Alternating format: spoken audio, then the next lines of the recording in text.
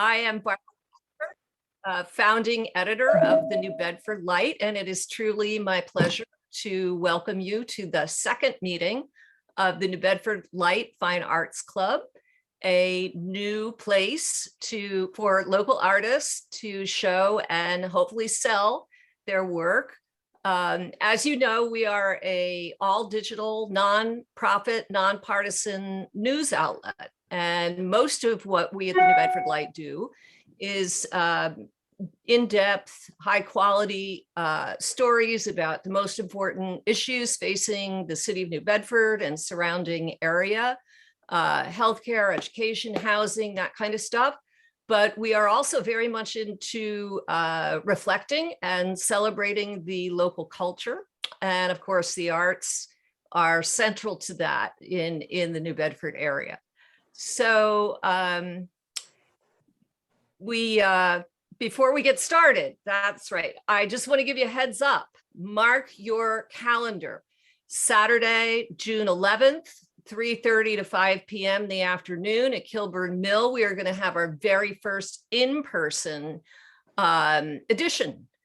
session of the New Bedford Lights Fine Art Club, and we will provide you with more details when we get them. But again, that's June 11th, 3:30 to 5 at Kilburn Mill, and we'll let you know what's up with that. And now I'm going to turn things over to our wonderful hosts, Shelley Carduce and FitzGerald Lamar, who are back with us tonight, along with some really interesting artwork, truly dazzling in the range of styles and subject matter and materials. It's going to be a really interesting conversation, interesting night. So Shelley and Fitz, take it away. Right on, right on. All right, here's how it works. Artists have 5 minutes to present up to 2 pieces of fine art. The artist should leave a little time within their 5 minutes for the Q&A portion, and attendees can ask questions by clicking the Q&A button at the bottom of the screen there. So let's get to it. I'm FitzGerald Lamar. Shelley, go ahead, take it away. All right, I'm Shelley Carduce. Throughout the night, you're going to see some really awesome artwork. If you're interested in purchasing the artwork, you should contact these artists directly. So you will see on the slides their contact information. Reach out to them with any questions. Let them know you want to buy it or that they're awesome. That's great. And also stick around at the end of the night after the artist presentations. We'll have a portion of the night called the Afterglow, where everybody, our audience and our participants, can all interact. You can ask the artist questions. You can promote an upcoming show. Tell us what you're eating for dinner, show us your cat, all of those great things. But for now, we're going to start introducing the artists and learn a little bit about their artwork. All right, first up, we got Filipe Miguel. Filipe, I'd like to get a little background on the technique and everything you're using here, but I'll let you take it away because this is some interesting stuff, especially once I saw the scale of it. But go for it. Okay, great. Well, first I want to thank you guys for inviting me, Fitz and Shelley and Barbara, I think, right? Thank you for having me as part of this, and I really think this is a really wonderful opportunity for artists in New Bedford. A little background on me: I'm from southeastern Mass. I grew up in Brockton. I went to school at UMass Dartmouth. I studied painting.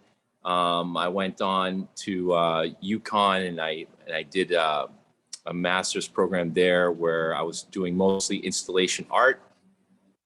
So it's a little difficult for me to sort of pinpoint what kind of artist I am. So I guess now I'm sort of using this multidisciplinary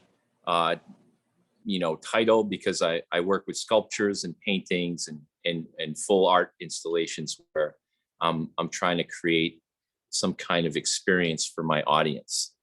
The two pieces that I've selected for this are from a series of works within the last year and a half, where have been inspired by this this doodle, the S.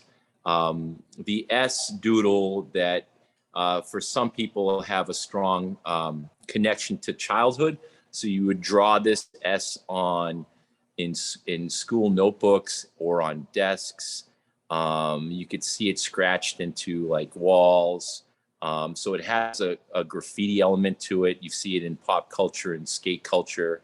And I chose the S because for me, it felt like I needed something, a subject matter that sort of took away some of the pressures, sort of living through the pandemic and sort of these times.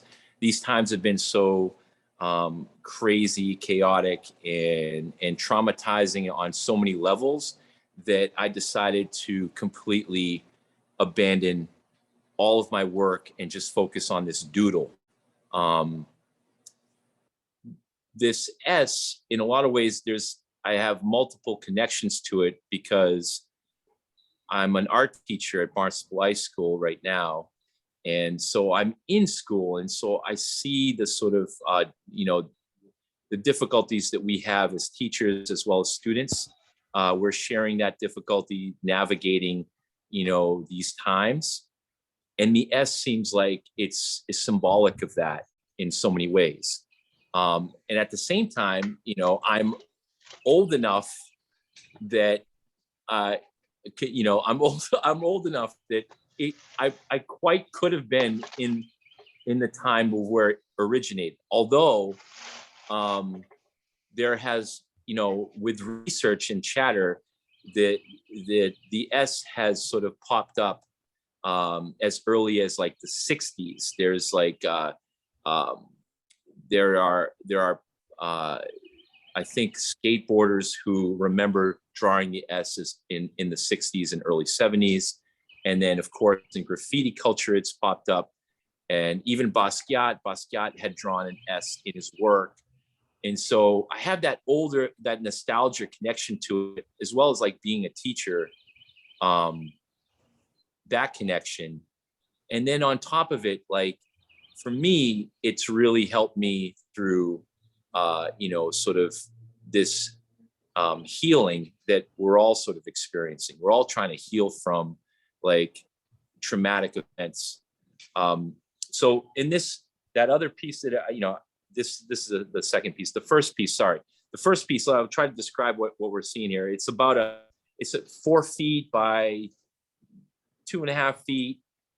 And it's kind of like about a connection that we make in the ether, like two people sort of connecting somewhere in the metaverse, and the S's sort of represent that. And I was trying to, and I'm working with different materials like this sort of mesh, and I'm trying to create this kind of vibration in this piece. And I'm really interested in the materiality of like even the edges, the way I frame things. So if you look, you see my work, texture is really an important element in my work. And in the next piece, I'm using the repetition of that S, and I'm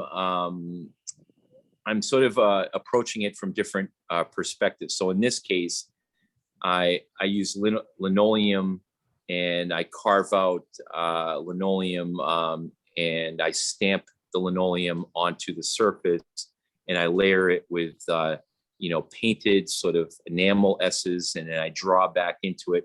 So I'm dealing with a lot of the same kinds of things that you see in abstraction, in abstract art. I'm sort of working a space in that sense. In fact, this piece, Rule of Thirds, I'm sort of playing on the idea that a good composition is based on the rule of thirds. And so even though the S has all this sort of emotional sort of baggage to it, I'm still sort of trying to explore, the fundamental elements of art, which is, the composition, the color, the shapes, the lines, and all those things. The frame for this piece, I'm always sort of looking for unique ways to sort of frame my work, and not necessarily with a frame itself, but in this case, it actually ended up being this sort of industrial material that I found that I could bend and manipulate to sort of echo some of the forms. It doesn't always work out like that, and sometimes, the way I frame a work would be completely in a different way, like how do you frame a sculpture, for example? So I've been making sculptural S's too, out of styrofoam and sheet metal. So I guess that's my I'll date myself a little bit, but this second piece here definitely reminded me of a drawing on the paper bag covers that we would make as kids.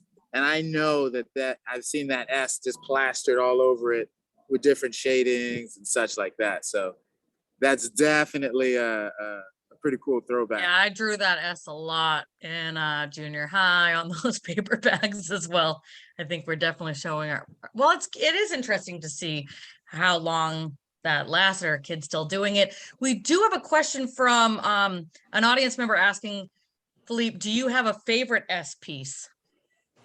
I don't I don't really have a favorite. I mean, this project, this project S has sort of originated from my own sort of personal reckoning and dealings with, like, trying to sort of navigate all kinds of life's dilemmas. And so, I mean, I'm exploring all these different types of materials. Like I'm making, three-dimensional styrofoam S's and S's that hang from the ceiling. I really don't have a favorite, but I do enjoy, the exploration and the different sort of ways to sort of render it. Yeah, I don't have a favorite. So I just want to remind everybody that Filipe's contact information is up now. So before we move on to that next artist, just in case you were interested in anything or any further questions, or just reaching out to him about a few things, you got that info right there that will be featuring with all the rest of our artists. Thanks, Filipe. I appreciate you, man. That was great. Oh, thank you very much. Thank you so much. All right, we're on to our next artist. We have Hannah Rose Schlieder, inspired by themes of botany and biology and consciousness. I'd love to hear more about these two pieces you have. Loving the bright colors, and let's hear about it. All right. So first, again, thank you for having me. I'm glad to be here. For both the pieces that I have today, they're definitely both statement pieces. Like you said, they're both very colorful and they're both large. They're 24 by 36.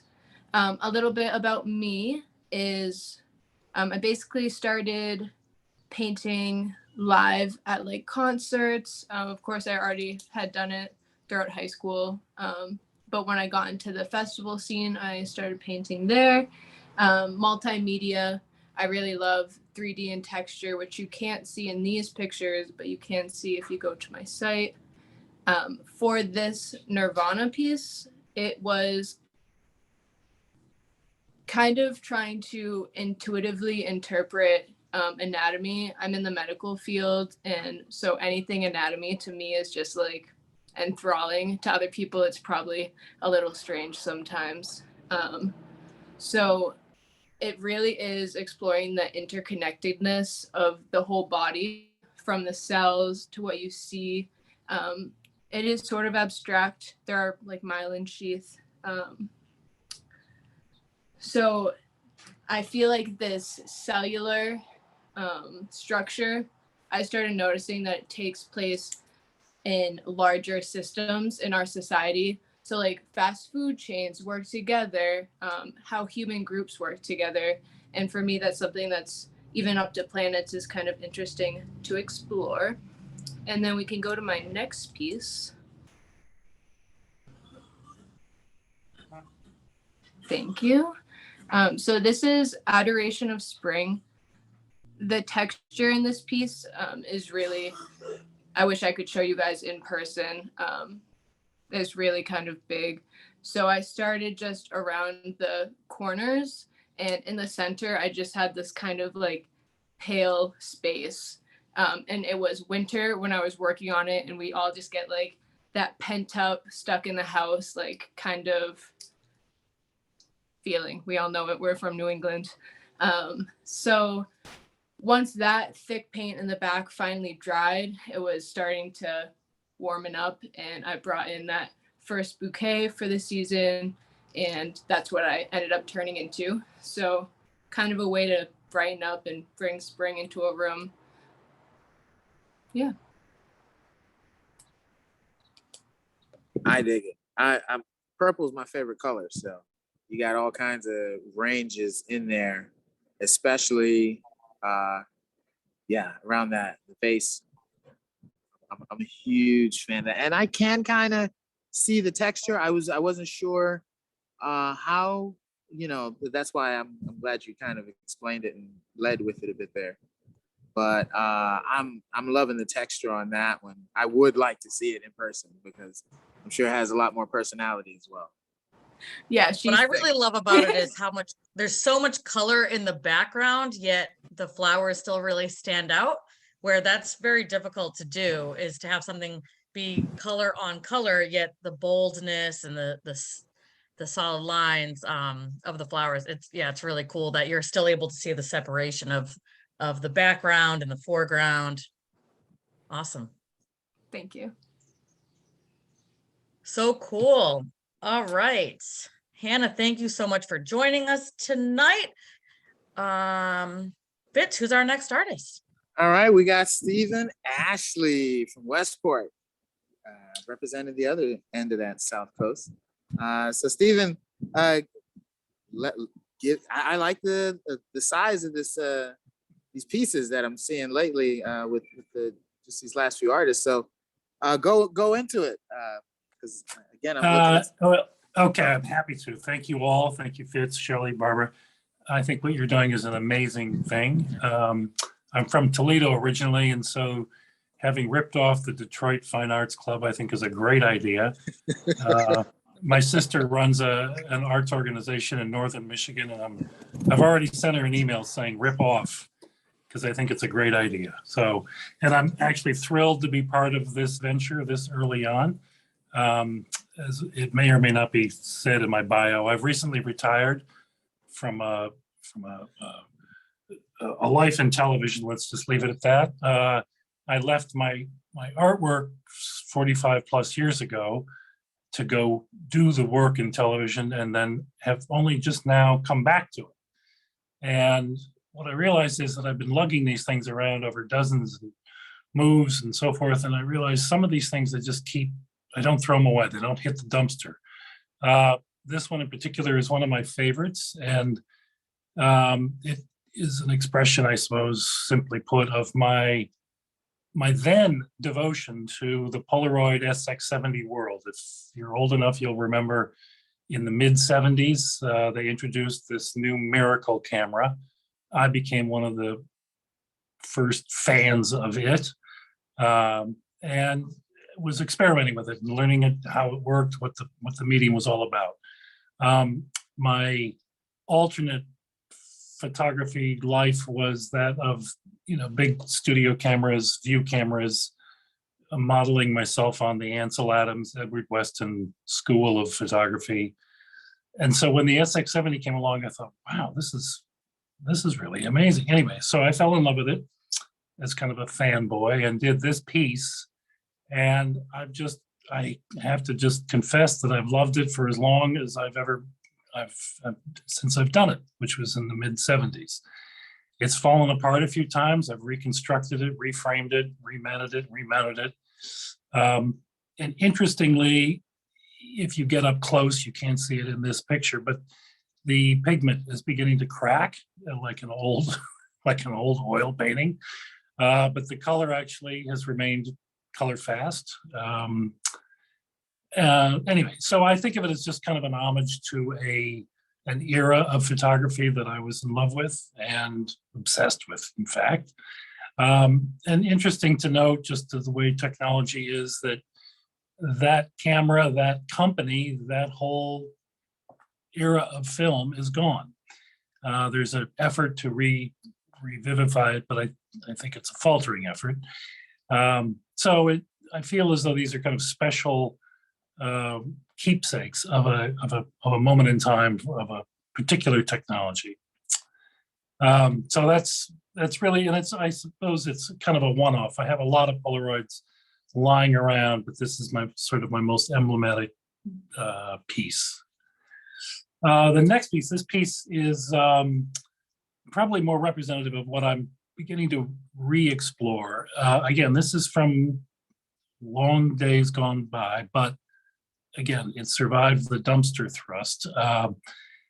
3 separate pieces. They're 8 by 10 roughly, and what you're looking at is black and white prints on a transparent film, overlaid on top of a pastel rendering of the colors that you see against a cutout, not a physical cutout, but a mask of a water tower. And that to me was the beginning of an exploration of the marriage of photography and other. And I guess, but in this instance, it's pastels, but I've done it with watercolors and other kind of color techniques underneath a black and white transparency. The effect when you get up close to it and look at it is very sort of plastic and filmy, and so you're always looking through a layer or two of plastic. So it's in some ways a sort of an anti-texture kind of a look and feel. I've done a couple of others of these, and as I said, it's the area I want to go back to and explore more, because I just find the imagery to be it's a rich field of mixing color and black and white photography. So those are my explanations of what these two were about. If I'm not repeating myself, I'm just going to say that my bio, such as it is I'm from Toledo, as I mentioned, and went to art school at the Toledo Museum of Design, founded around in other areas, doing mostly freelance and photography work. And then, as I said, got a job where I basically had to go to work. So all of this work kind of went on hold.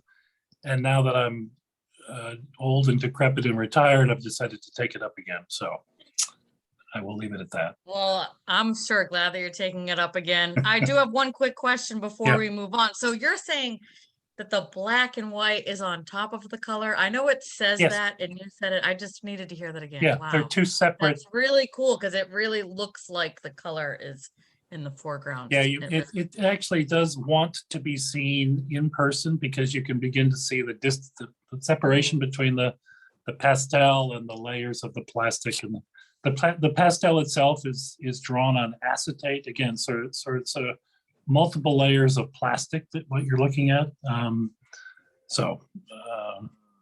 Anyway, again, I'm thrilled to be part of this. It's a great thing you guys are doing. So awesome, and we're glad to have you. Yeah, I definitely look forward to seeing future explorations with the other Polaroids and doing different treatments like that, because I've drawn on acetate before, and I do like the effect. It reminds me of cartoons and film industry and such like that. So the way you've incorporated that, kind of former end of something is, still getting into the other stuff you're doing indirectly and directly. So it's pretty cool to see. Awesome. Right on. All right. So who we got? Who's Next our up, next pick? we have Wow. Michael Rogovsky, who was supposed to make it last time, but he had to miss it because a moth was being named after him, which is the best reason I've ever heard of somebody having to postpone their artist talk. And I'm also excited to hear about this because I myself am in love with sunsets. I don't wake up early enough for the sunrise, but I'm loving the color of these skies. So let's hear it from Michael. Well, good evening, everybody. You can hear me? Yep, loud Oh, and clear, good. brother. Good. This is wonderful what you're doing. And thank you for letting me come in since I had to postpone it last time. What you're doing is great because all kinds of people have a chance to see what we're all doing, either tonight or like I did for the first one, I watched it on YouTube. So what you're looking at, but to get to my painting, what you're looking at now is Pilgrim Lake that you see as you enter Provincetown. Because I lived in Provincetown for over 40 years, but my background is my grandfather was from Russia. He was a shepherd in Russia, came to Pennsylvania as a coal miner. And then my parents met. They're the children of coal miners. And when I was born, I was taken to Washington, D.C., where my father became a policeman. And I always drew as a kid. I would do the cover of Outdoor Life magazine. And then in high school, copied the Breck Girl. I didn't know anything about art, but I always was just painting. When I was about 12 years old, my uncle sent me a box of these looked like little tubes of toothpaste. I opened up and it was paints. I went to the hobby shop, got a book about painting, and then started painting in the basement using the high chair as a easel. And then when I was 16, my mother had her last child. I got a real little easel. And then I just would always paint and draw. Never knew about art history. And when I went to college as an English major, a woman in my class was an English major. Was an art major. And I kept, I guess, bugging her about it. And she made me take a drawing class that next semester. And I just took off painting and drawing. And then I got my master's degree, bought a house in Provincetown with my boyfriend, who eventually became my spouse. It's a 3-family house. The realtor said, get a 3-family house and have the tenants help pay the mortgage. And I've been painting my whole life. And I was able to work in Provincetown and paint and have a studio. And so I did this painting. And now you go to the next one. Yeah. So I was offered a chance to be at a artist retreat in Connecticut, 250 acres. And we all lived in a house, but we all had our own cottages in which to paint. So I decided, well, I want to do the landscape around me, which was this beautiful countryside. So my whole life has been filled with light. Provincetown is surrounded by water on 3 sides. So you have the sunlight and then the reflected light. So my life is the opposite of a coal mine. And so I'm thrilled. And now I'm here in New Bedford full time, living by the water, painting marshes and scenery. But also I started out as an abstract painter, and then I painted the male figure. And then now I'm doing these landscapes and seascapes. So that's my 5 minutes. Well, Mike, I have a question for you, Michael. Are you painting live out there, or are you painting from references? I'm doing both. I would take out my easel to some places and work, but it'd be windy and everything. So then I would paint from photographs and from my imagination. Oh, okay. And these in particular, This is a real back to that place. first one. This is the place I set up my easel and painted in Connecticut. It was 250 acres that we had what we could do wherever we wanted. And nice. But the other one was a scene I would see all the time. Every time you leave or drive out, in and out of Provincetown, you saw Pilgrim Lake with its sand dunes, and behind the sand dunes is the ocean. And to me, light is liquid. The water is liquid light. It's all reflections. You know, I just, Liquid light. That's a smooth line. I'm just thrilled by it. Yeah. I'm just thrilled by the water and by the, I've been to the deserts and people say, oh, the desert is like the ocean. Well, it's not. Nice. I love how this one is like, it's so soft and so bold at the same time. Like it's the blending of it as this softness, but then that like the dunes really bright and it's great. Thank you. Michael Awesome. Liquid Light Rogovsky, ladies and gentlemen. If I It see you on is. the streets, Michael, that's what I'm calling you. You Liquid Light from now on, baby. Well, I live 6 blocks past Hazelwood Park, so every time I'm driving in or out Okay. from where I live, I see the whole Clark's Cove, and you know, Nice, nice. and from the land on the other side out to Buzzards Bay. So Yeah, you got the you good know, view. at one time, New Bedford was like part of the Cape, you know, until they put the bridge in and made the canal. But Yeah. all these marshes and everything all around here are just very inspiring. The beaches and the landscape. Right on. So Wow, if, I'm glad you're here with us now. so if anybody goes to my website, they're going to see a real change from other figurative work, which I just still do some of it, but that's a whole nother show. Right on, right on. All Well, right, you got your awesome. info up there, and that we know where to catch you. Thank you. Right on. Okay, so I'll mute myself. You got it, Michael. All right. man. Yeah, go for it, Alex. All right. Thanks, you- Fitz. Thanks everyone for having yes, me. sir. Thanks, Michael. I'm a big fan of the water too.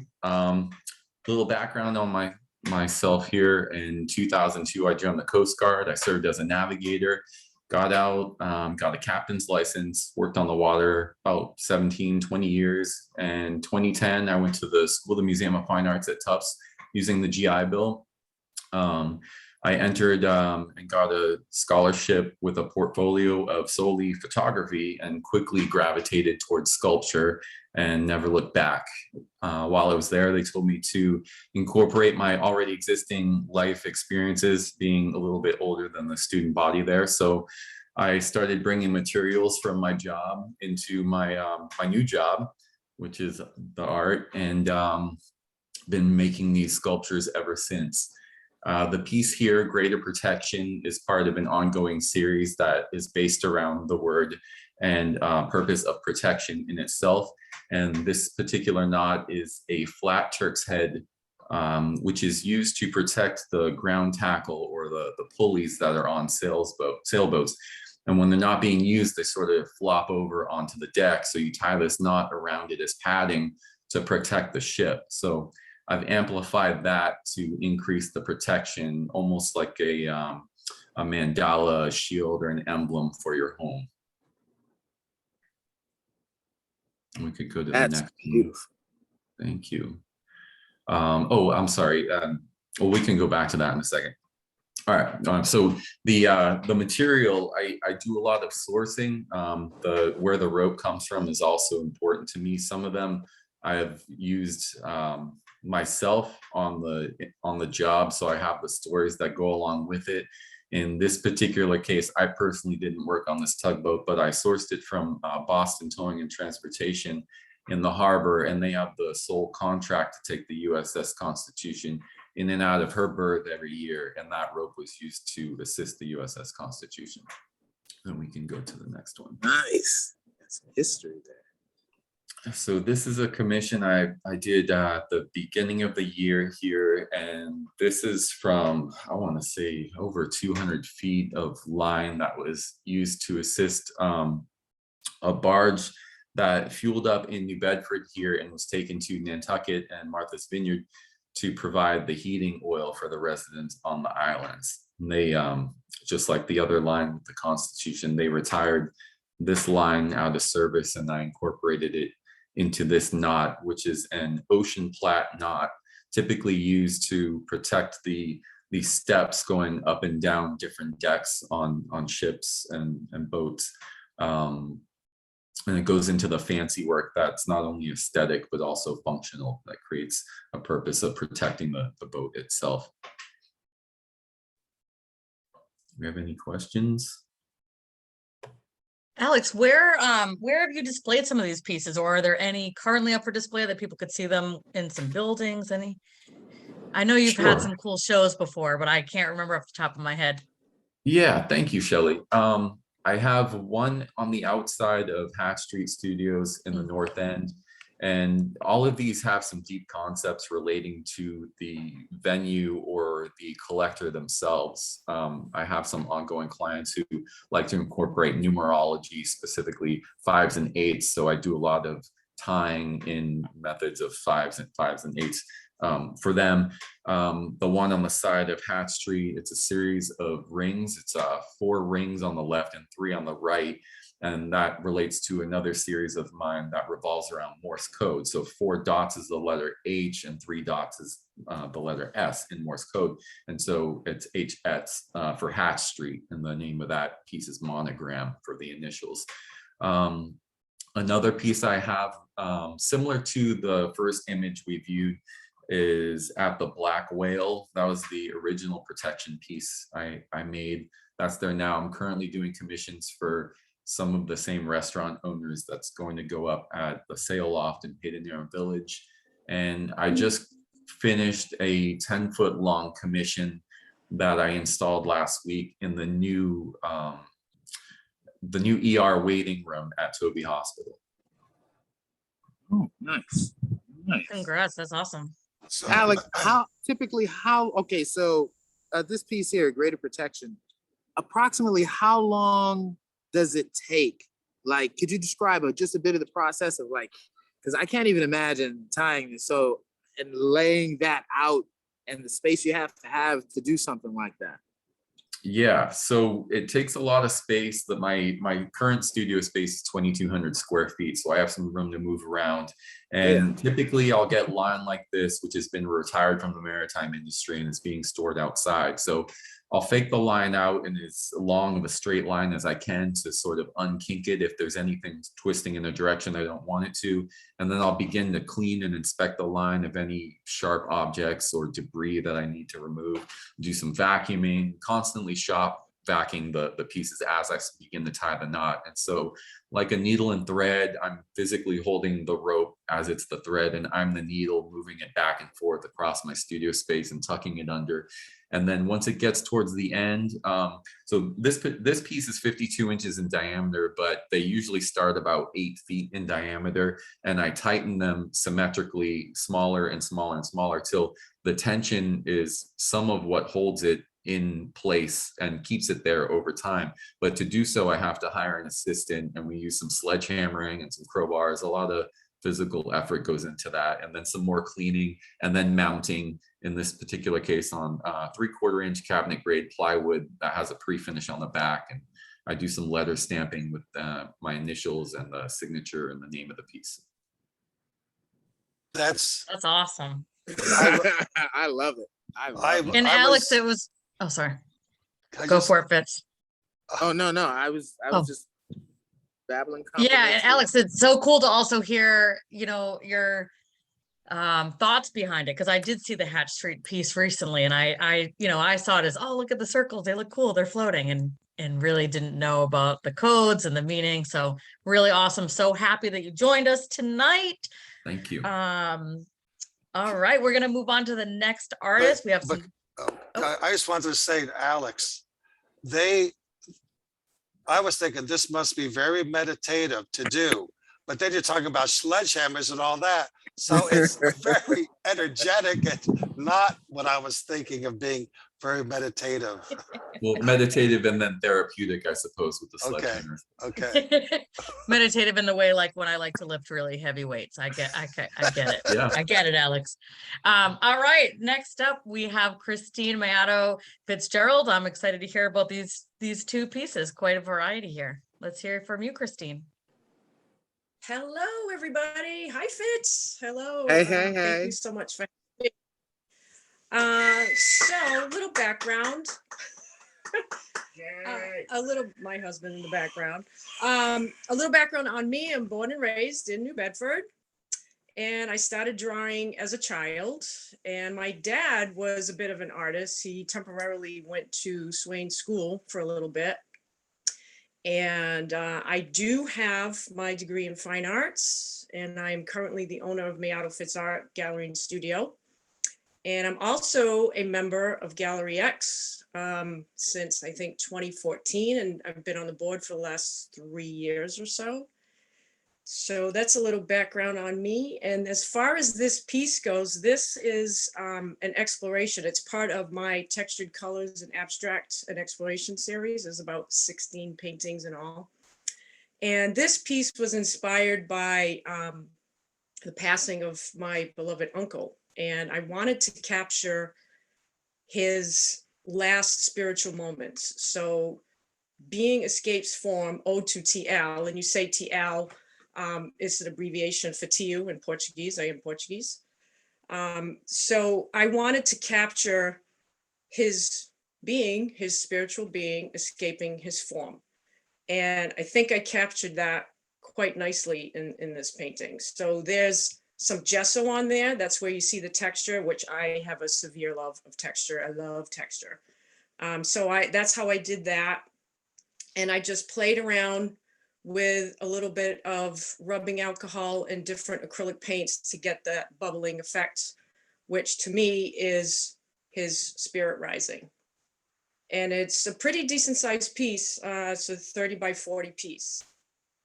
And it was a lot of fun to create that, even though it was kind of, you know, a tough time, but he inspired me to do that. And I really think it's one of my favorites. And the next piece that I have is a photography piece. I do love photography also. There we are. And this is called Rise, which is from my Retribution Refuse collection. And it was inspired by, to be honest, a difficult time I was going through, but it was, I was starting to move forward from that. And that is me in the photograph on a 10-second timer. Many images were taken to capture this piece. So it's called Rise, and I think that speaks for itself. It is on a Gleeshy print and also matted and framed. And it is a decent sized piece as well, 24 by 35. And that's pretty much it. Wow, these are both very powerful, Christine. Can you tell us where your studio is located if people wanted to visit your studio? Well, we recently moved. It was at the Kilburn. So right now we're still on the hunt for another location, and it will be announced as soon as we find one. Right now we're running virtually right now. Great. Excellent. Excellent. So, oh, okay. Well, I did want to ask, by being your own model, I was curious as the choice, did you want to be able to reflect back on this? Was it a part of your healing process? Because I've shown at your gallery before, thank you, by the way. So I was always curious about this piece because I've seen it even before I went into, into the gallery before, and I, never got to ask you about it. Yeah, it was part of the healing process, and I still view it as something to treasure. And it reminds me, I was figuring things out and getting ready to move on. So yes, it definitely is, part of the healing process. And it's from Retribution Refuse. There's 22 photographs in there, and they're all in sequence. The sequence is very vital to the whole series. And it's the progression. You can see my progression moving forward. It's interesting to see. And I believe that one is maybe number 5 in the series. Nice. Nice. Great. Thank you so much for joining us. Thank you for having me. Oh, my pleasure. My pleasure. All right. And our next artist up is Deb Ehrens. From Hi, Dartmouth. everybody. I'm really grateful to be here and be part of this group. And the 2 pieces I picked to share with you tonight actually have a real strong connection to the Kilburn Mill. When the pandemic came, an entire year of exhibitions disappeared for me. And at some point during the pandemic, Crystal Brinson, who is the owner of Star Garden Studio in the Kilburn Mill, asked me if I'd like to have my work on the walls.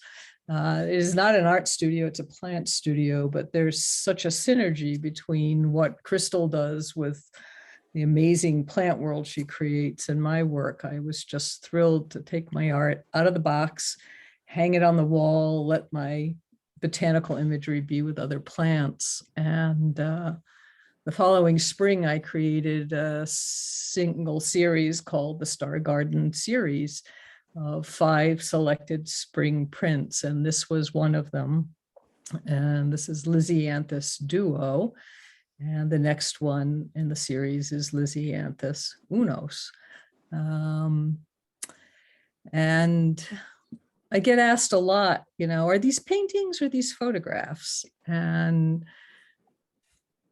it should be a real straightforward, easy answer. It's one or the other, but I really feel like the making of these is a marriage of both schools. I shoot these in total darkness. I do multiple exposures with handheld lights, and I hold and I move the light to accentuate the form that I want. And then I sit down with my digital negatives in the computer and I create a canvas like a painter of the darkest darks. And then I slowly add light back in from all of these exposures. So it gives me a chance to think like a painter. I'm self-taught, I'm a late in life artist. Steve, retirement will be the best part of your art life, I hope for you. I never knew there was an artist in me waiting to be born, and she didn't make an appearance till my 60s. So I'm old, but I'm an emerging artist, I guess. So I have a number of series of different kinds of botanical work and other bodies of work. And every day I get up and I'm excited to see what's going to happen today. Deb, I'd love to hear a little bit more about, hearing you say that you discovered this artist in you and seeing that written. What happened that made you discover your artistic side? I never had an art class till I was in my 40s. I went to RISD and took a couple of classes, but I was raising children and all of that. But when I was approaching retirement, I got a little point and shoot camera and thought, well, maybe I'll pick up a camera again. I had been a journalist in my 20s and 30s, but I did my own black and white work, but it was strictly as an adjunct. It was editorial work. And I started taking some photography classes, and one group of classes, at the end of the class, we had to make a little portfolio. And honest to God, at that point in my life, I thought a portfolio was a group of stocks. I didn't know it had anything to do with art. And I put my pictures together, and the instructor asked me afterwards, he said, are you an artist? And I said, no. But a light bulb went off in my head that maybe I could learn how to make art, and starting with a camera. That's what I decided I was going to do. And finally it happened. And I was lucky to have the time to really dive deep into it. Well, I want to say that these are very beautiful. It's a whole nother world away from what Christine showed, that last one of Rising. That was so incredible and so a world away from this, but the kind of image that would be very hard to forget. And then to have it followed by yours is it just shows the whole range of art, the whole range of a person's artistic vision. So, these are done incredibly beautifully. Yeah, for me, I just find this enormous excitement in being able to make something on a flat surface have depth. Yeah, that you want to put your hands in it, you want to touch it. To me, I feel like a little kid learning a magic trick sometimes, that, you know, as I understand more and more deeply about light and how to use it and how to think about it and understand visual language, it's I just think it's the greatest gift. That's awesome. You can go down into Crystal Studio on the first floor in the Kilburn Mill, and there are 3 foot by 4 foot prints of these 2 images high up on the wall. And they're hanging with magnets that really echo the rivets of on the steel beams up above. So I coined a phrase on my Instagram account, you know, botanical industrial chic. I love that. Deb, I know we have to move on because we have 2 more artists, but I want to just say that from the quick writing of this bio here, I know you mentioned journalism, and even when you speak, I feel that you should, like, the writing interplay with the work. I'd love to see some writing like about the pieces. I will definitely explore your website and social media and contact you about that, but your words are really hitting me in a similar way as the visuals. So happy to have you here tonight. All right, next up, we have a local artist and musician. We're going to see a few pieces tonight. You may have seen some of their work on some crazy like window storefronts, which is always so cool to see too, some public art. Let's hear it from Liv Cyr. Oh, thank you so much for having me. It's a pleasure to be here. Yay! Oh man, I love all you people. We love you, Autumn. I've been sitting in the shadows for a little bit. But yeah, my name is Autumn. I am an artist who works with quite a few different mediums. I consider myself okay and pretty skilled with pen, acrylic paints, and really markers too. I'm very inspired by architectural technology and female anatomy.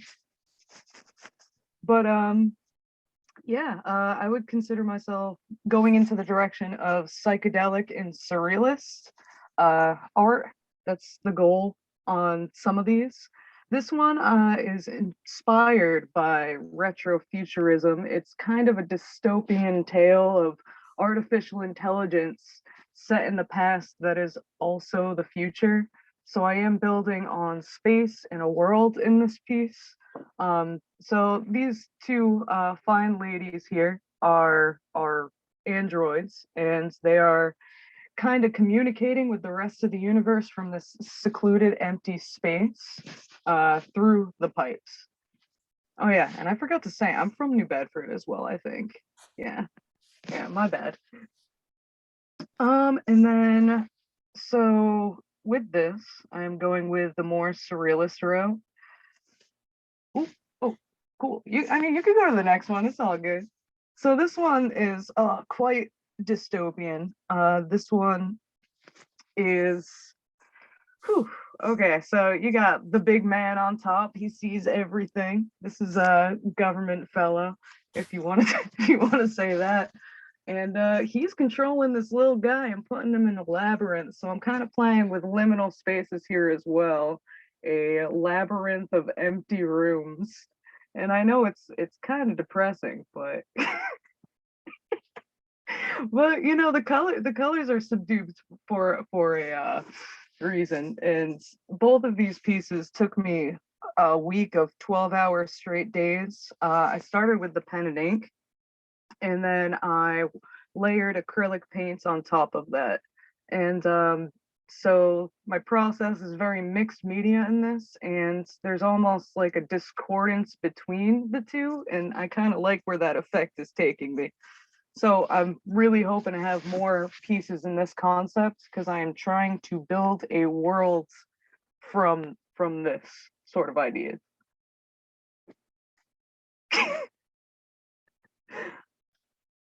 I'm sorry, I'm doing my best. No. I'm just so everybody knows, the profile picture that you see in the beginning of this New Bedford Light event of mine is painted by Autumn.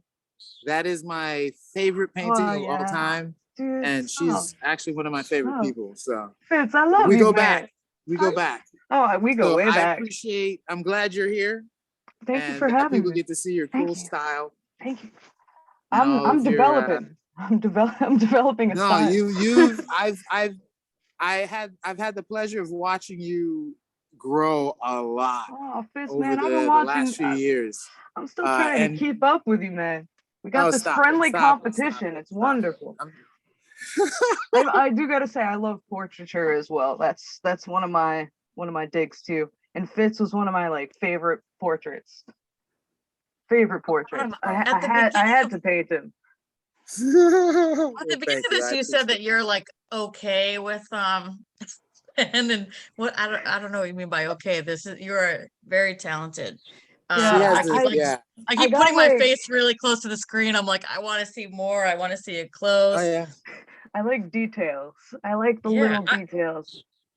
I may just be out of the loop, but retrofuturism, is this a common term? Is this something, is this a genre that I haven't heard of?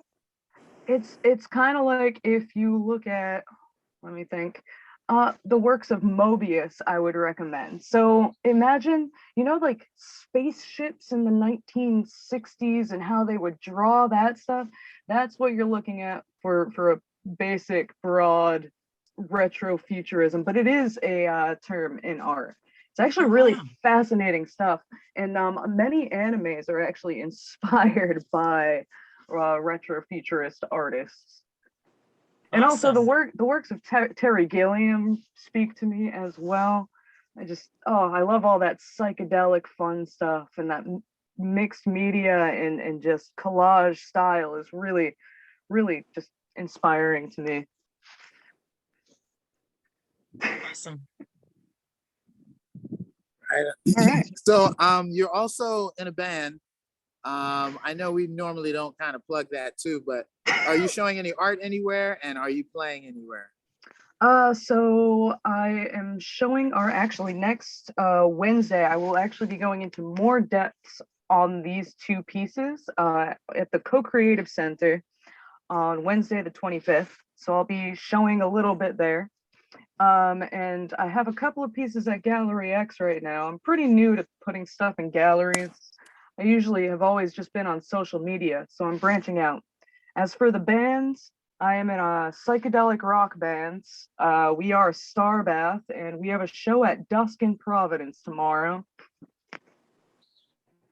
Awesome. Nice. So cool. Nice. All right, and we have one more artist, and then stick around because we're gonna have time for people to let us know even more about how we can find them. Thank you. Good day. All right, we got Maria Pinheiro. Yes. Can you hear me? Why, yes, we can. Okay. Yes, we can. Rock and roll. Hi, thank you for having me. So I'm an artist also from New Bedford, but I split my time between New Bedford and Mexico City, where I learned to paint, actually in the town where Frida Kahlo lived, which is kind of fun. And I kind of did like an apprenticeship style with a Mexican master. And so I usually do figure paintings of like women and men, and also have been learning how to paint still lifes. So here are some of my still lifes.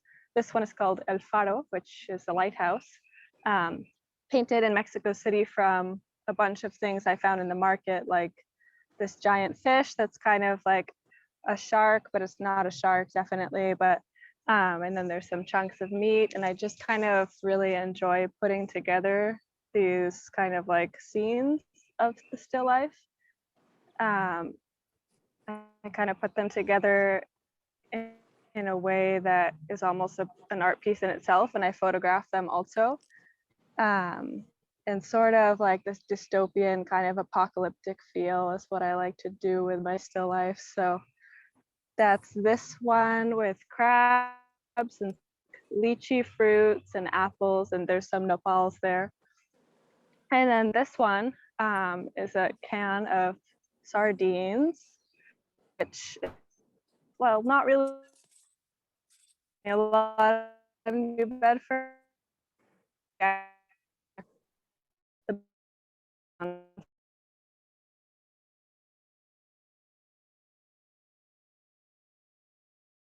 Kind of has like a similar feel.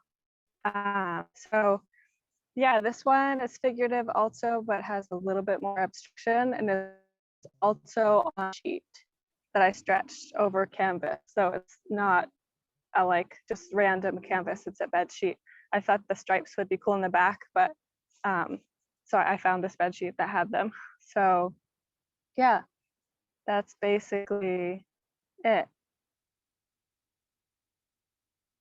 If anyone has any questions, I would answer them. Yeah, these are great, and really interesting to hear about learning where Frida Kahlo's from and just the colors. This one, I love the lines with the splashes of color and then the tin detail. It's great.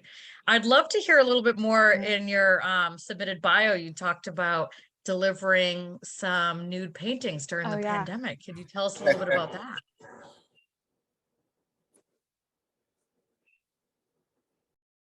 I can't hear you, Maria. Can you hear me now? Yes. Okay. So I started to paint like a year before the pandemic. And then I kind of spent like March, that first beginning month of when it really hit us, in Seattle, Washington with my sister.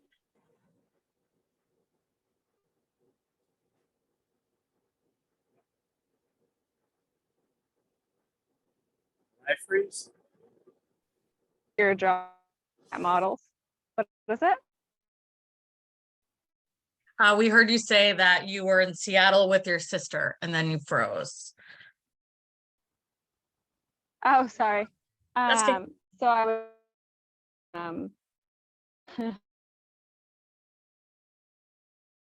I need to do something to keep myself entertained. And I noticed that there were like absolutely, obviously no events going. They were empty and naked. You know how there's all those like plastered posters everywhere. So what I did is I put up signs that basically said like, I'll deliver nudes to your doorway. And I was the only sign out there because everything else had closed. So it really took off, besides basically like food delivery. So I was the only like, or one of the first art delivery services available. So it really worked. And I've continued it and grew following, and now have like a pretty legit website and everything. And then eventually moved to like Mexico to keep learning while still painting. Now I usually ship them from Mexico City. So that's the nudes to your doorstep. It's still going on. I didn't include the nudes here because the nudes are usually smaller pieces on paper, some of them canvases, but I usually make my like bigger on canvas pieces still lifes for some reason, which I don't know why. But actually I forgot to mention that these pieces are pretty massive also. The first one is on paper, but it's really thick, like oil paper, which a lot of people like don't know that you can paint oil on paper, but you can. And the second one is a regular canvas, but they're both like around the same size and pretty big, pretty massive. Yeah. Awesome. Yeah, take that. That's Thank you so much for joining us. This is to show two pieces that people can buy, but also to know more about you and to follow along. So for anybody that attended tonight, if you didn't get the contact information while this was happening, you can go on the newbedfordlight.org website and all the artist contact information will be right there. Follow them on Instagram, check out their websites and all that stuff. And again, if you're interested in purchasing, contact them, let them know. All right.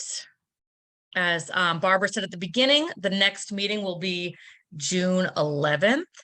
And now we're going to hang out, and anybody that's attended tonight can join in and meet the artists and let us know what's going on. Yay. Right on.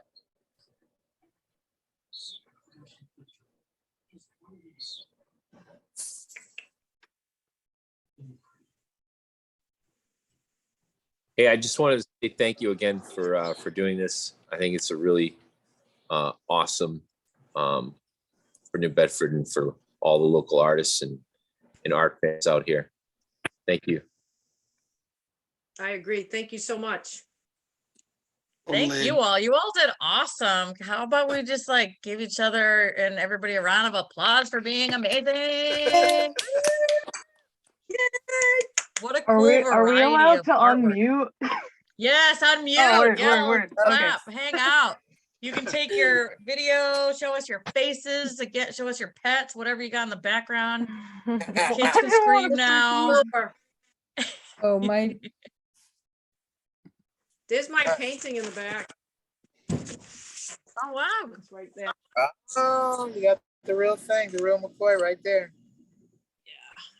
Yeah. Does anybody have any questions for Autumn, we were asked what you played in the band, and I said guitar and vocals. Is that correct? So it is, but I also play a harmonica and keys. Oh, And all right. Tomorrow we're switching up our set list a little bit, so there might be some vocoder synthesizer craziness going on. So Okay. Right on. Where's Autumn playing tomorrow again? Starbeth, the band, is playing at dusk tomorrow in Providence. Nice. Yeah, it should be a good time. I want to take the opportunity to put in a plug while I can for the Artist Index, theartistindex.com, because I realized that tonight we have Fitz, who's been on a podcast. We have Christine, who's been on a podcast. Filipe's been on a podcast. Autumn's been on a podcast. Kat's been on a podcast. I think that's pretty much about it, but that's a pretty good ratio of people. And I think we should probably we have to talk about plugging it. You submit your work, and if you want to get yourself scheduled for a podcast on the Artist Index, might as well fill out that information and get going. So. And Awesome. Thank you, Ron. been on twice. And Jen is asking, Christine, how many photos are in your series? The Retribution Refuse, 22. Where do you see them? You can see them on my website, and you can see them on Facebook and Instagram. Maiato Fitz Art. Steve, Thank you. I know you're from Sandusky. There's the whole Ohio thing going on there. My wife's from Detroit, but this whole Fine Arts Club has the wholehearted blessing of Henry Hopper and Harold Boggs, who started the impromptu original Detroit Fine Arts Breakfast Club. And they left to see this thing spread across the country because it's really a cool thing. It's really a cool thing. Totally. And they said, wait until we do the live one. The electric vibe in the room is really, really high keyed. So let's see what happens. I just love this initiative. Thank you so much. Thanks for being Thank here. Yeah. I gotta just say, I've been wandered in New off the Bedford. street. Oh, sorry. What'd you say? Watching off the street? Yeah, it's really great. That's great. Yeah. That's great.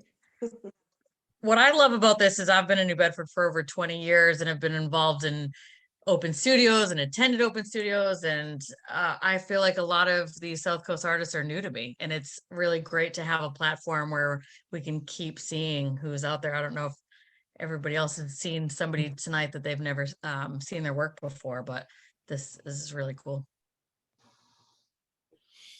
Yeah, I gotta Thank say, you. I didn't even I wasn't like, I didn't know what to expect coming on here tonight, and it was very well put together. Thank you guys so much for everything. It was beautiful, and I got to see some work that I wasn't terribly familiar with. I was so happy.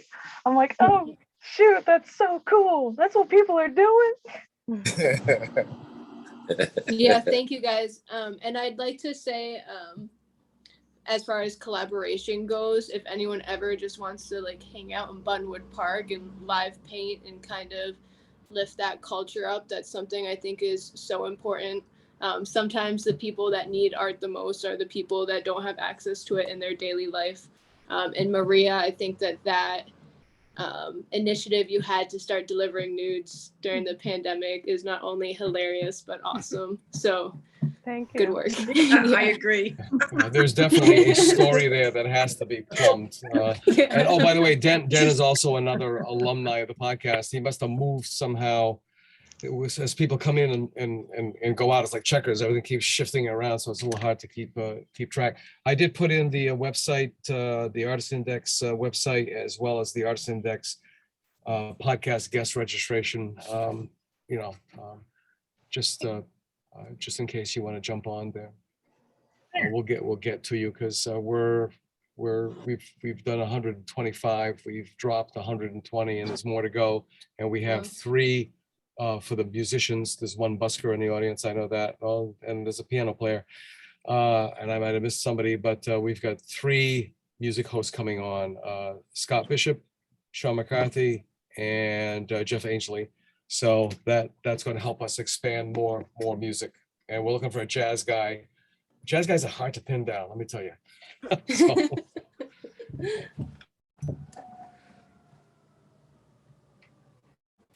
Right on. I want to say thank you to everybody for being a part of it as well. I like that we're getting quality artists on here. People I've never seen before, but with some great work. It's nice to see. I've always heard about how artsy it is, but then to actually. So I'm in Florida right now. Buddy just showed up. that's right. Fitz, I'm in Florida right now too. No way. And I'm not. Probably a different part, but All right. this is the thing about Zoom. Hey, you guys are in Florida? Have a Cuban coffee for me, Fitz. With a photo from New Bedford. So I was like, it's a New Bedford tree, but yes. That's pretty neat. Yeah. I didn't even So know we won't be seeing you Saturday and Sunday, right? Fitz? Will we No. be seeing you Saturday and Sunday? All right.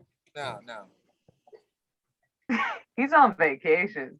One of the good things about this is, the afterglow is good too. Sometimes, I mean, the topics just pop up by themselves with the Detroit Fine Arts Breakfast Club. And it's like signing your work, not signing your work, why you should sign your work, why you should get your work into an auction house, and all these other very practical kind of just, simple conversations, no PowerPoint slides, no speakers, that kind of thing. It just flows out, and that makes for a huge difference. The other thing before I move on, I want to thank Kat once again, because she's the one that when I told her about the Detroit Fine Arts Breakfast Club, she went through the ceiling and said, we got to do that here. Rhonda DeFazio somehow dropped through the cracks. That's my fault, because she was like, yeah, we got to do it. So between Kat and Rhonda, and then we got over to Barbara, and Barbara's like, it's mine. We're doing it. So, and look at the crowd we've got tonight, which is bigger than the last time. I think it's just going to exponentially grow. And the more, the merrier. The more, the merrier. Well, I have a question. How does that work? the artist is up there on stage or in front of people holding up their painting or on a easel? No, it's usually done at a restaurant. In Detroit, it was done at Noni's Diner? Sheridan Grill. And basically they have a registration table because back then they didn't think, hey, why should you, register online? You can do it at a table when you walk into the restaurant. And you bring your work with you. They had to limit it to 10 people. You had a choice. Either you could walk around and talk about your work, hold it up, or you could have one of the volunteers, like I don't know what they call them. I don't want to be upset at anyone, but the ring girls, the ones who hold the numbers, round girls, or whatever they call them, and hold up the painting and walk through the crowd so people can get a better look at it. And then, the price, which we haven't done here because it's visual, is like, okay, how much? And bang, you'll hear somebody yell sold, and Henry had a cowbell. So every time there was a sale, he'd ring that thing until it was annoying. And it's kind of cool. I haven't done a live one yet, but I did have a situation where one night I sold 3 pieces of work. And the first time I heard someone say, so, and I'm like, yeah.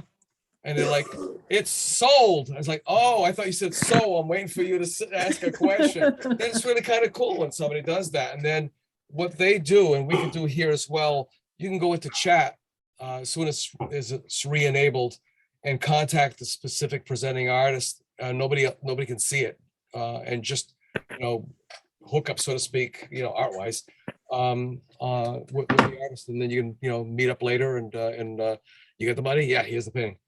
And take it from there. I'm curious, can artists second. join again?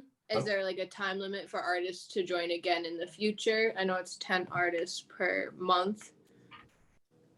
Curious if there's any sort of guidelines on that. Now? You're twice, if you show up twice, you're a forever member according to the house rules of the DFABC, the Detroit Fine Arts Breakfast Club. But that's something we should talk. I mean, I think just keep submitting your work. If you've got something that's nice, I mean, if other work is selected, because you want to give everybody a shot, but if there's somebody drops out or whatever, we've always got that backlog to go to. You'll be warned or contacted in due time. And again, it's organic. It's organic. I mean, come on, we're all artists. I mean, if all this regimentation, we've gone to a military academy, so it still has some structure to it. So is this what's going to happen June 11th from 3:30 to 5? Same thing, except it's live, and there's food, which is something that we're working on now to get that to work smoothly. I mean, you don't want to have, say we had 100 people show up to this restaurant that we're speaking with. You don't want people to show up and just warm a chair. I mean, they have staff, they have bills. You have to be committed to buy something. So that's what we're working on, and all of that information will be coming out forthwith, as they say. All right, I'd like to jump in. Can you hear me? I want to just mention that Practice Best Practice, which is a program that we run for creatives and the organizations that intersect with them, is going to be doing a workshop on June 29th called Pay Equity and Justice for Freelancers.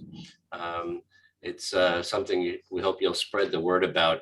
It's talking about what it is to be a freelancer, what's legal as freelancing versus having to be an employee, how to translate an hourly rate as a freelancer to what it would be if you were an employee of the organization and getting benefits. And it's for funders who can have a big impact on this problem. It's for organizations that hire freelancers, and it's for freelancers themselves to learn about it. And one of the things that you'll be most interested in, I hope, is that we built a calculator where you will be able to simply type in the hourly rate and see what it would come to if you were an employee, which is dramatically different than most of you will think. So I hope that you will spread the word, and you can register. You can go to our website. I put it in the chat, so you can link over to it. But it's practicebestpractice.com, and you need to pre-register on Zoom. And we hope to see a whole bunch of you there, and tell your organizations, tell the funders, and tell your friends.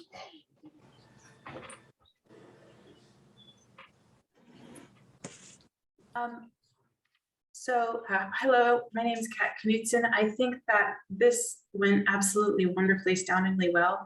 I wanted to give a shout out to Shelley and Fitz. Y'all did an absolute fantastic job once again. Bobby with New Bedford Light. And then thank you so much for taking this on. Like, this is turning into such a fantastic event that's starting to grow organically.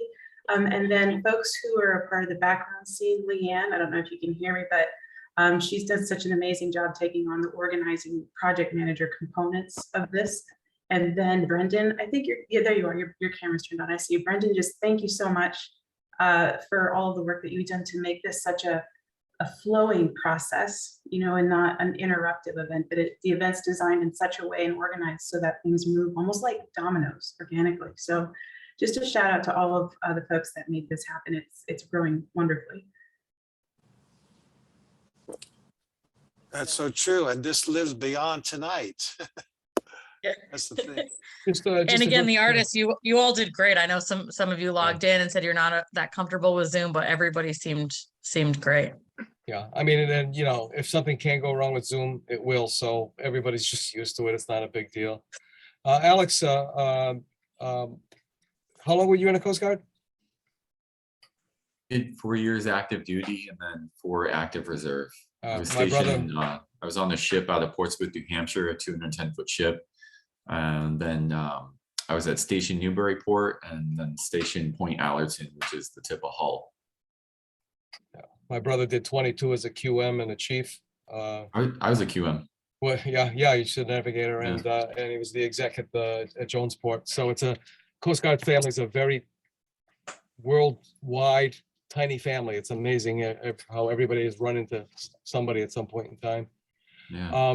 The other great thing about this is to hear the backstories of everybody. That's what the podcasts are really all about. And we all come to this separately and differently, and there's no good, there's no bad.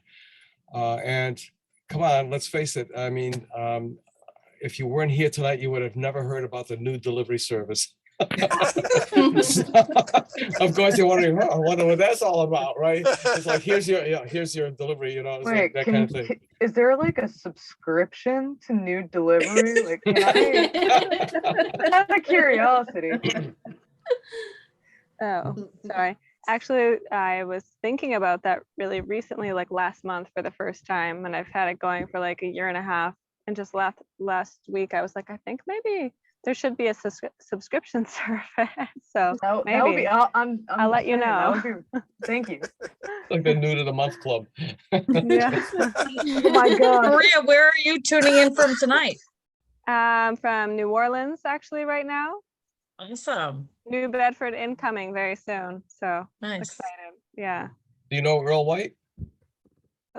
Earl White? Earl White, yeah. No. A New Bedford transplant in New Orleans. That's a long way to go to deliver a nude. But yeah. Earl will wait. Yeah, Earl's awesome. Oh, cool. Yeah, the name sounds familiar, but I haven't met him. You've probably seen him on TV.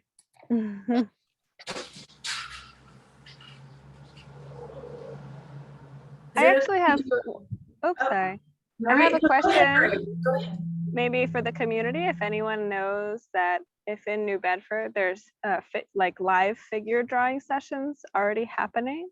Cat. Oh, Cat. Cat? Trying to point to her. Yes, actually there is. So currently the figure drawing events are running once a month, the second Monday of each month. The reason they were happening so infrequently was because I was also teaching full time, but the spring semester just ended. So those sessions are probably going to be picking up to at least be once every other week over the summer. I'm in the process of scheduling the models and working on basic marketing content to make sure the models can get paid, because again, they need to be paid a good right? So those are, the events are probably going to be $12 per attendance. They were $10, but I think just in case we have like only 4 or 5 turnouts, it still covers, the cost of the model and everything. But I think they're going to start running every other Monday as opposed to just the first Monday. And I'll be putting out some media information about that on the Facebook webs, the Instagram webs, to spread that information. So yes. Sure. How can we find that? That is at the Co-Creative Center, which is located downtown New Bedford, 137 Union Street. Gotcha. Thank you. Can you put that in chat, please? Oh, yes, absolutely. Yeah, and I've been wanting to do one of those sessions, but I can't because that's the same time, same day, same time as the Detroit Fine Arts Breakfast Club, and I like keeping that fire going. Any chances of it being on another day or alternating days? Absolutely, because not just for me. Yeah. Oh, absolutely. I mean, I'm pretty pattern oriented, so it's like first and second Monday is how I came up with that. But it could be something like first Monday or that second week of the month, Monday, Wednesday, or that second week of the month, Monday, Friday, something like that. So a survey of ideas of what is a good time. That's also a big component of problem solving. It's like, what's a good time that works for most? Like some people have the evening schedule, some people have the afternoon schedule. So I'm open for feedback on that. But by default, second and fourth Monday of each month, unless another day works better for that second event. I will also on really hot days be spending most of the summer just like laying on West Beach in a bikini. So if anybody wants to come and draw me, buy me an ice cream from Louie in the yellow truck, just come on by. So if it's like between 75 and 85, just West Beach, that's where. And what do you take for payment, Shelley? Ice cream from Louie, maybe something from Clark's Cove. Yeah. Well, I'll go to your session, Den, to figure out the pricing. How about There you go. So just a word, Kat, and can you guys hear me? Yeah. Yeah.